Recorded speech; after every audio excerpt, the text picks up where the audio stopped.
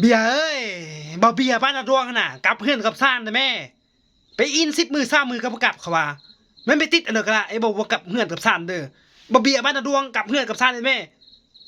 โอ้เราเป็นคนสี่ละว่าไปอิน10 มือ20 มือกับกลับบ่เบียร์บ้านนาดวงกับเพื่อนเด้อด่วนโอ้เราเป็นสี่สาวไม่กับสาวนารินบ้านไส้สว่างน่ะอาบน้ำถูกแควเด้ศพเม่นให้เราเขาว่าเวลาร่มกับมู่น่ะอย่าไปร่มเคอเขาเน้อ สาวไม้กับสาวนารินบ้านไส้สว่างศพเมนแค่ผู้ถูนางกับบ่อาบ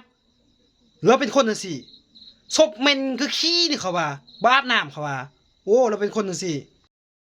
บ่ผู้ผาเอ้ยเตะบ้านจะแอกได้แม่มาดเขาโอ้ยเขาเบิ่งเขาลำคาญเขาว่าบ่ผู้ผาจะแอกหลายเตะบ้านหั่นน่ะจะเตะแล้วเตะดีๆเขาว่าเอ็กเข่งเขาว่าเอ็ดงิกใส่งิกกลัวอยู่จะเตะแล้วเตะส่งบ้านทั้งหมู่เด้เป็นคนจังซี่บ่มักส่งบ้านทั้งหมู่เขาจะบ่เตะนำหรอกเขาว่าออฟ บอบห้วยประหมอพะน่ะไปของงามเฮียนเด้แต่ละมือบ่ไปเขาว่าผู้สาวอยากเคยไปยังบ่ไปอย่าไปแล้วไปเด้อของเฮียนเด้อ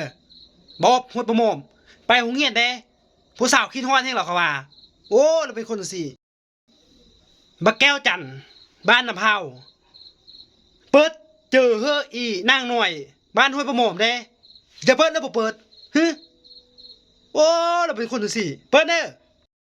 โก้เว้ย บะโก้วันเวียงไส้เถอะน่ะอาบน้ำได้แม่ซักแห้งกูมือเขาว่าบะโก้วันเวียงไส้บ่มาอาบน้ำเขาว่าซักแห้งกูมือหมู่เขาจะไปยกคูอยู่เคอเราน่ะอาบน้ำเด้อสาวตาเนะเอ้ยนี่ใส่ฮะน่ะอยากกินแห้งไรกระทมพะน่ะมือเฮือนมาซ่านเด้ฮู้บ่ท่ามือเฮือนมาซ่านหมู่ครูพ่อแม่หมู่ครูบ่เฮ็ดมือเฮือนมาซ่านกันจังบ่เมื่อโอ้ไปอินจะว่า3 มือ4 มือก็บ่ฮู้ทางมือเฮือนสาวตาแนะเศร้าซะอันกินกระทอมจะกินแห้งไรหรือว่ากิน3 มือ4 มือคือบ่มือเฮือนสาวตาแนะมือเฮือนมาซ่านเด้อ